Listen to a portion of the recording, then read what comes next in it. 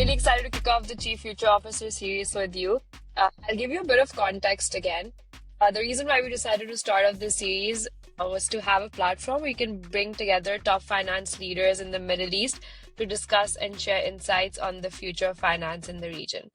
And that's exactly what we're going to do here today. I just want to have a regular conversation with you, get to know you, and get your perspective on different topics in finance. Perfect. How do you feel about that? Pleasure's mine.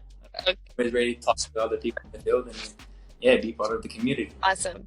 So shall we begin? Sure, let's go ahead. Awesome. So you've worked across East Africa, the Gulf, and now Saudi Arabia, from KPMG to founding your own agency. How would you introduce your journey to someone who doesn't know you? So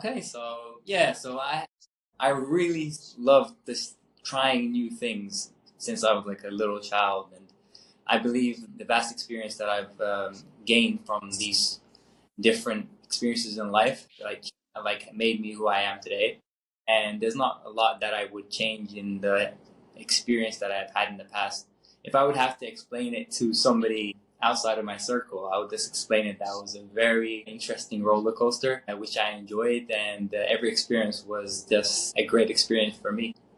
Talk to me a little bit about, how you landed in Saudi, where were you born, and how did you move across countries over the years? Okay, so I studied in Sudan. I've just loved Sudan as a country, and I never really wanted to leave Sudan in essence itself. However, I believe that to be exposed and to help Sudan and to help the business community in Sudan, I would have to get that international exposure and then come back and try to implement it, because we are in Sudan somewhat of a smaller economy, so we don't have Developing economy, yeah. complexity in transactions. So Yeah. I went to try out with KPMG. The accounting gurus always want to start in the Big Four. And I gained a lot of experience from the mentors that I had at KPMG. They teach you discipline, they teach you detail-oriented aspects in the industry that you just won't learn anywhere else. And I feel much gratitude for all the managers that I worked with at KPMG. And the reason that I traveled there was because there was just a grant, and there was a grant that they were working on and that I found very interesting from a humanitarian aspect, and it just spoke to me. So I wanted to be part of that, and that's why I went initially. That's the KPMG aspect, which was in East Africa. And then when I went to UAE, it was more of a personal request from one of my also people that I respect a lot. And I consider him one of my mentors also. And he wanted me to help out with scaling up his business, which he had. It was a multi-billion-dollar company, and he had branches all over the world. And he needed somebody to, dig into the numbers and bring out the real truth. So, that's why I went to that aspect. Yeah, that's somewhat of a short summary of the reasons why I went around. Okay. So this brings me to my next question. I was going through your LinkedIn and I saw that you're currently both the CFO at WIT and a co-founder at Backbones. These are two very, different roles that pull you in different directions. So how do you personally strike the right balance between taking risks for growth as a founder and keeping things grounded financially as a CFO? Honestly, if I had to just give one word, it would be building the right team. The team that you build is just everything. If you build the correct team, you'll be able to literally do anything. If you bring the right people in the right places, and just empowering these people to help you and listening to them and bringing on people that know more than you is just the secret sauce of being able to do multiple things at once, because you won't have that micromanaging mentality, and you won't have that worry of always wanting to know what's happening. So we have Backbone, which was initially built in Egypt, but we have people working with Backbone in a remote aspect, and we have physical offices in Egypt. But the people that I have situated in Egypt at Backbones, I trust fully. and I just gave them full autonomy and full responsibility and authorities to do what they see fit. Yeah, it's a great setup. So even if I do want to take risks, that at the same time be that sort of tough. And you said, what was the word that you said you had to be as a CFO? Oh, keep things financially grounded. So keeping things financially grounded is just because I also have, as a CFO, I have a great team under me. I have a chief accountant under me that just does everything and really doesn't need my input much. And we have built that relationship where if I do something wrong, she's like, okay, no, that's not going to happen. So We should do that. Yeah. we have safeguards in set. So even if I wanted to do something that was going against the internal controls, I just couldn't be able to do it because we have controls set up that it's just very difficult to override. So yeah, this team, building the right team. Okay, so I get that, having the right team around you is really important. But, and that is what, helps you keep that balance between the two. But I want to know, was there anything that really surprised you about running a business, even with like such a solid finance background, something that no amount of analysis or numbers or data could have prepared you for when you became a founder? Of course, being in finance all my life, everything has been 1+1 = 2. But when you're nothing is logical. Everything is something new. It's always a new experience. It's always something new that you have to look into. I'm continuously learning. I'm continuously asking my mentors for more help, and it's just it's an experience that you won't like get to have unless you actually try it out. And that's why they say entrepreneurs is it's the hardest job in the world, being your own boss. I believe the finance aspect helped me in some ways, but I had to learn a lot to be able to manage between them both. And running the company backbones wasn't difficult at first, but the strict policy mindset that I had as a CFO did help me in certain aspects. But I would say they did also have a negative impact because I always wanted everything to go according to plan, close to the dot, zeros. I don't want any differences and stuff like that. That you're using Yeah. an accountant, you want to reconcile the accounts. But in business, not everything's perfect, but you need to move forward. Yeah. That was the paradox that I had to manage in that aspect. Yeah. Honestly, my next question was gonna be that what was something that you had to unlearn, but I think you answered that on its own. Yeah. So I won't ask you that question because having that mindset of things going to plan and then learning to actually unlearning that, Yeah. they will actually not always do that. So Sometimes it's okay okay. not to Yeah.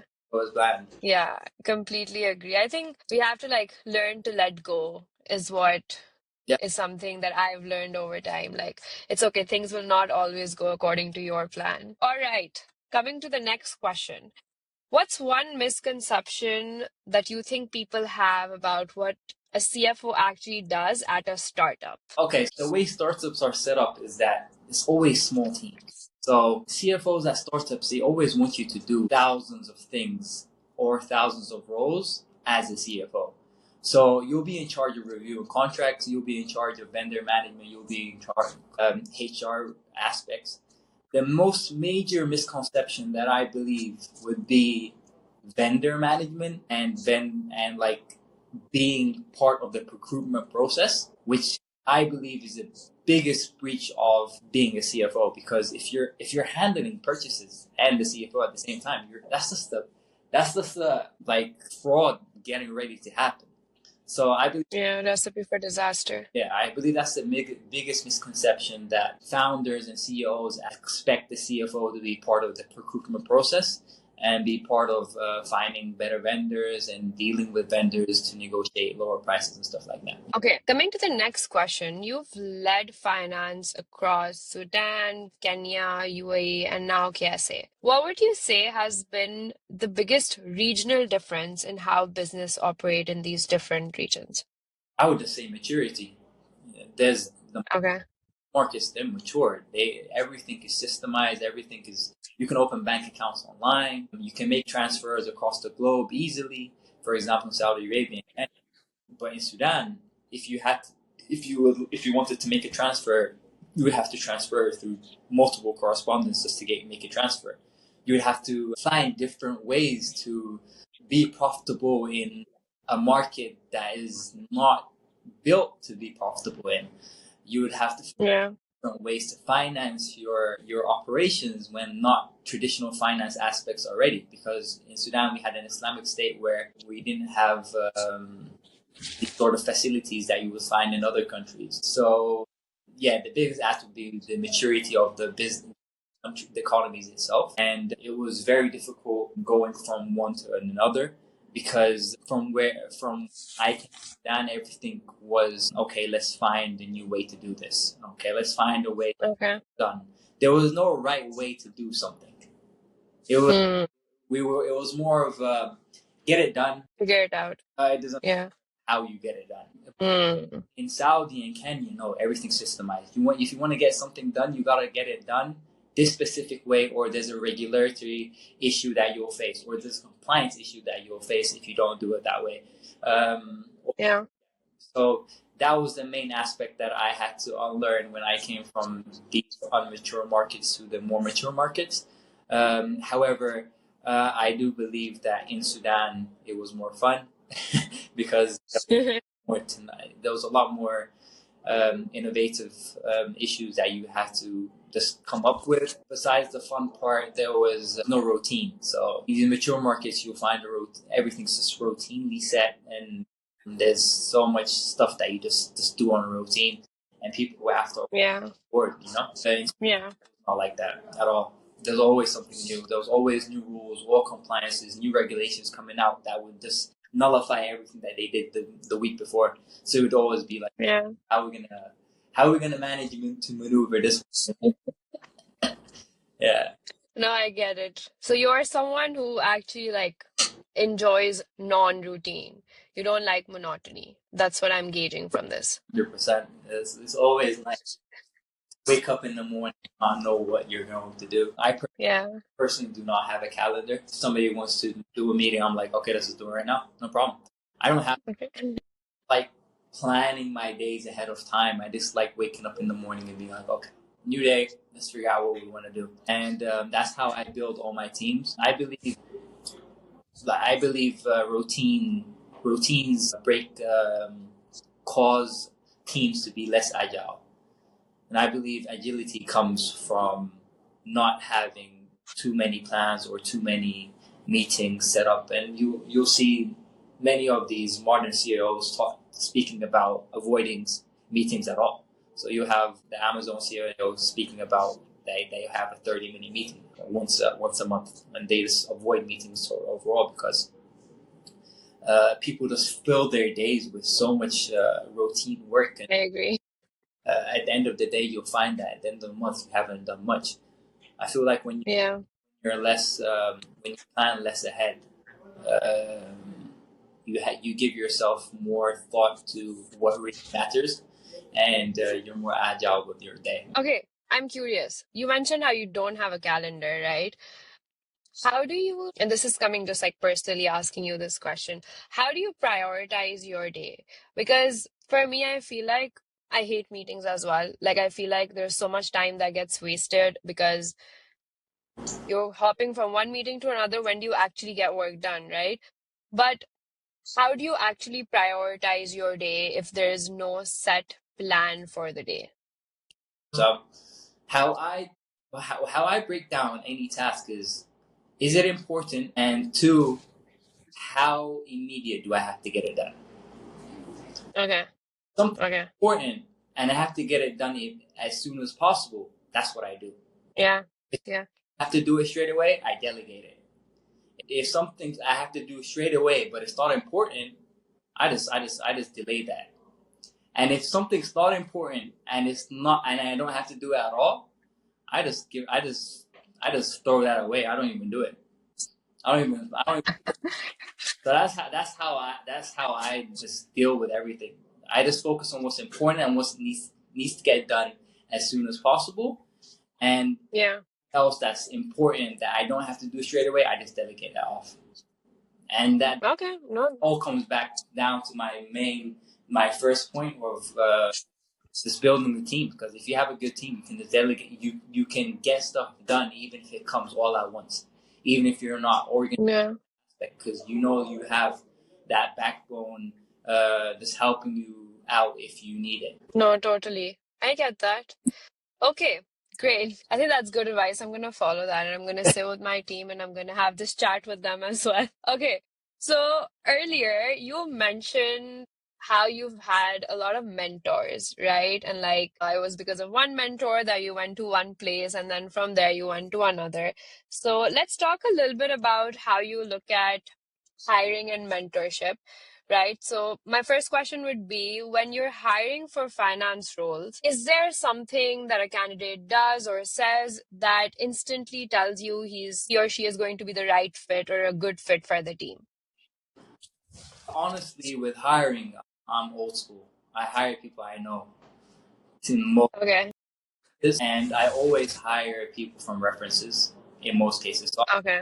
very old school with how I hire people. I know it's not the modern way to look at it, but I just feel like it's worked for me, and why change it if it's worked in the past?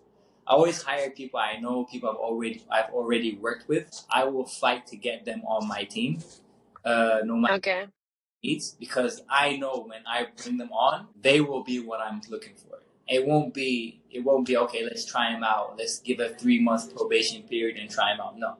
I know if I bring that person that I've worked with, that's 100% going to be my 100% fit. And that's not always going to work out because sometimes these people have other stuff that they're in a country that they don't want to leave right now. So in that aspect where I don't have the option, I hire people from references, people I hold very dearly to me. But Yeah. if I would say that I wanted to do the traditional or the more modern way of doing hiring through screening and LinkedIn posts and stuff like that, I would hire for character. I believe character is just something that you can learn. Finance, you can learn. Yeah.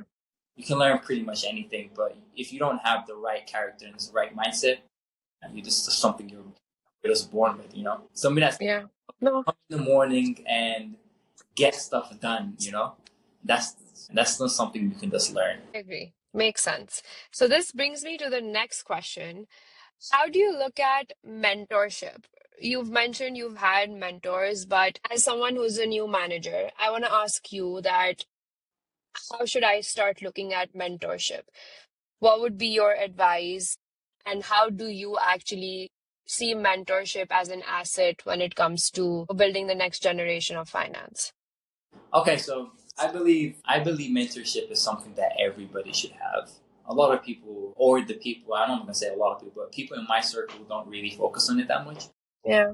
People in the areas that I've lived or have been in, it's not the norm. I believe mentorship just gives you that edge because you start from where they have finished.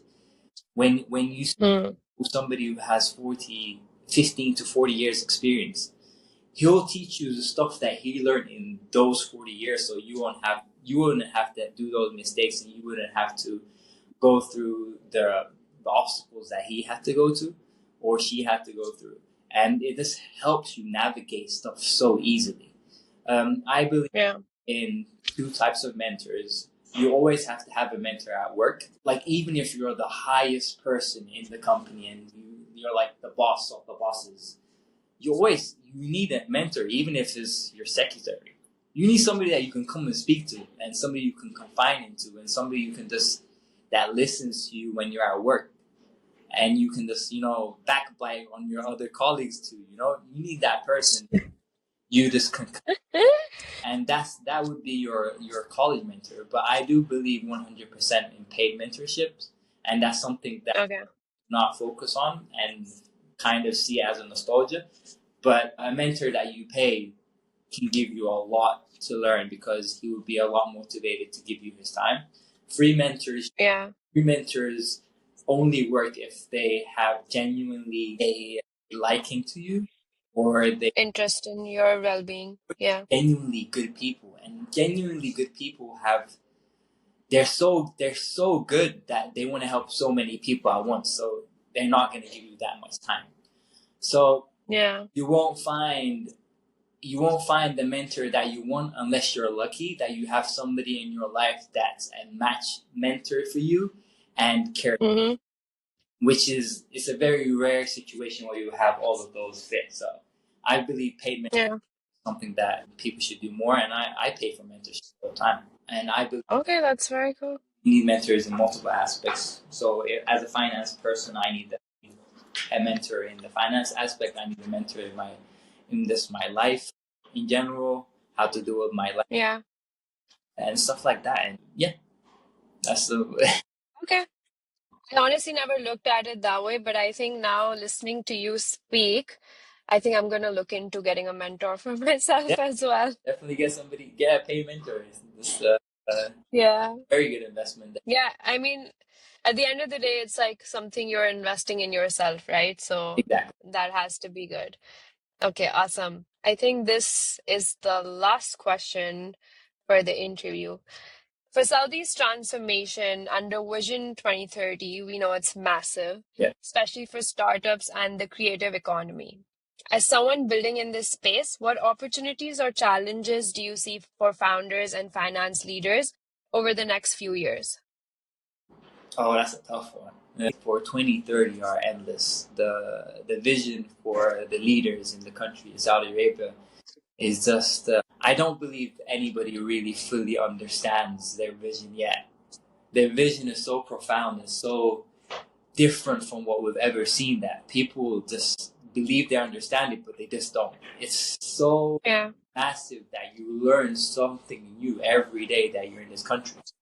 They'll take a regulation that you won't understand and you feel like it's just nonsense. But you'll find that behind that regulation, they've made trillions of amounts of jobs, or they've made trillions of amounts of good nature for their people. And I believe the opportunities that people will face towards the goal of 2030 is companies that come here will learn that business isn't done just from greed and not done just from networking and professionalism, but business is done through norms, through culture, through actual relationships that you build, and people in Saudi Arabia genuinely they care I'm really big on that. Yeah, for each other, and they care that your business is actually going to, like, your business will actually benefit from the service that I'm going to provide for you. And if it doesn't, they'll tell you up front, okay, I don't think I'm a good fit for you. You won't find that yeah, anywhere else. And the opportunities that you'll find over here is that everything is just made easy. Everything is just made simple for you. The challenges faced with 2030 that I would say personally is that it's a tough one because there are challenges. But yeah, maybe I just can't think of one off the top of my head. it's okay. It's good that you can only think of opportunities right now. That's all right. Definitely, you have the aspect of once they do achieve the 2030, and you have such an ambitious goal, then when it does happen, What's next? what Yeah, that's the main challenge is going to be managing expectations for what kind of happens after. agreed. All right. Do you want to do the rapid fire now? Okay, let's do it. Okay, so I'm going to ask you 5 questions and you have to answer rapidly. Let's do the first one. You have to automate one finance task forever. Which one are you picking? Constellation. Reconciliation. Awesome. The weirdest thing you've had to approve a budget for. Approve a budget for? I don't know. That's a tough one. Okay, you've lost that one. Okay, number 3. What's more painful, budget season or audit season? Audit season. Expected that. What's one tool apart from Excel that your finance team actually uses? Chrome. You mean Google Chrome? Yeah. That does help with everything. Okay. Okay, number 5. If your team made a finance meme about you, what would it say? Difficult. I think by this conversation, it didn't seem like you'd be a difficult manager or a difficult person to like work with. I'm very lean on coming to work, on arriving at work. But if you tell me that you're gonna get a task done by a And you don't do it, then we're gonna have a problem. Just don't promise me if you're not gonna get it done. don't commit. I get that. Okay, awesome. Thank you so much, Mohammed. It was amazing talking to you. I think this was one of the chillest interviews that I've done with the CFO. So it made me personally feel, very refreshed that we have CFOs in the region who, I'll tell you something personal, by the way. So I started studying accounting and finance, and I realized at the end of the first year of my university that I hated it. Like the way it was taught, it was so boring, so dry. And I was like, I cannot do this for the rest of my life. And today I feel like my life has come full circle because now I work for people in finance. So today when I'm speaking to you, it's just, reaffirmed my faith that it's not the people who are boring. They have personalities, they have stories. It's just the subject at the end of the day that is. But I think we don't have to make it boring. So thank you so much for that refreshing take on finance and your thoughts at the end of the day. No problem. I had a great time talking to you. Great. Thank you so much. No problem. Go ahead. Anytime. Awesome. Have a good day. Thank you, Mohammed. Have a good day. Bye-bye.